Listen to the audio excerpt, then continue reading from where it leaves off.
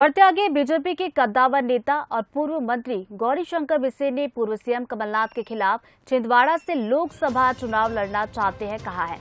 दरअसल बिसेन लंबे समय से छिंदवाड़ा में सक्रियता बनाए हुए हैं। साथ ही कई मौकों पर पूर्व मुख्यमंत्री कमलनाथ के गढ़ से चुनाव लड़ने की इच्छा भी जाहिर कर चुके हैं।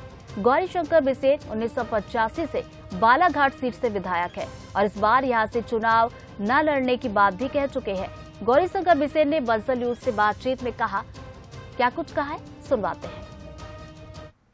इस वक्त बालाघाट में मैं मौजूद हूं। गौरीशंकर बिसेन ओबीसी आयोग के अध्यक्ष, उनके निवास पर प्रभारी मंत्री हरदीप सिंह डंग भी यहां पर पहुंचे हुए हैं।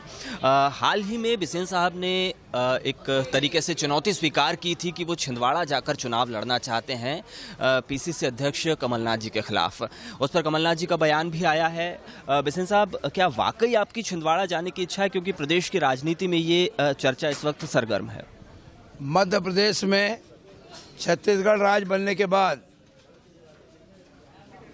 29 लोकसभा सीटें, हम 28 सीटों पे जीत चुके हैं। एक उपचुनाव जिसमें माननीय पटवा जी, माननीय कमलनाथ जी ने हमारे भाभी जी का इस्तीफा कराने के बाद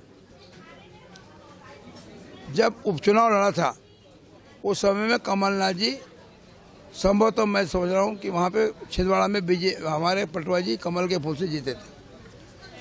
तब से मुझे जहाँ तक स्मरण है, लगातार माननीय कमलनाथ जी वहाँ के सांसद हैं और अभी उनके सुपुत्र मेरे छोटे भाई नकुल नाथ जी वहाँ के सांसद हैं।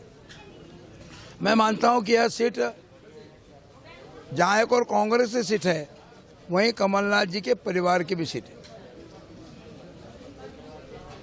मेरी ऐसी इच्छा है कि परमपिता परमेश्वर मुझे सामर्थ्य दे और मेरे पार्टी का नेतृत्व और राज्य का हमारा संगठन यदि सर्वसम्मति से निर्णय लेता है और वे यदि मुझे छिंदवाड़ा से चुनाव लड़ने के लिए मुझे प्रत्याशी बनाते हैं भारतीय जनता पार्टी के प्रत्याशी के रूप में छिंदवाड़ा पार्लियामेंट्री कॉन्स्टिट्यूंसी से 2024 का मैं चुनाव लड़ने के लिए सहमत हूँ, तैयार हूँ। आप 4 दशक से जनप्रतिनिधि के रूप में बालाघाट जिले में काम कर रहे हैं। आपको ऐसी कौन सा आपका लगाव है छिंदवाड़ा से, और ऐसे कौन से समीकरण है जो छिंदवाड़ा आपको आकर्षित करता है? देखिए, समीकरण तो चुनाव के कभी बताए नहीं जाते। चाणक्य नीति पे आप जाओ, चुनाव के परिणाम तक हमको यह बताने का कहीं पर भी अवसर ही नहीं देना चाहिए कि हम किस नीति से चुनाव लड़ेंगे। हम इतना जानते हैं कि माननीय कमलनाथ जी ने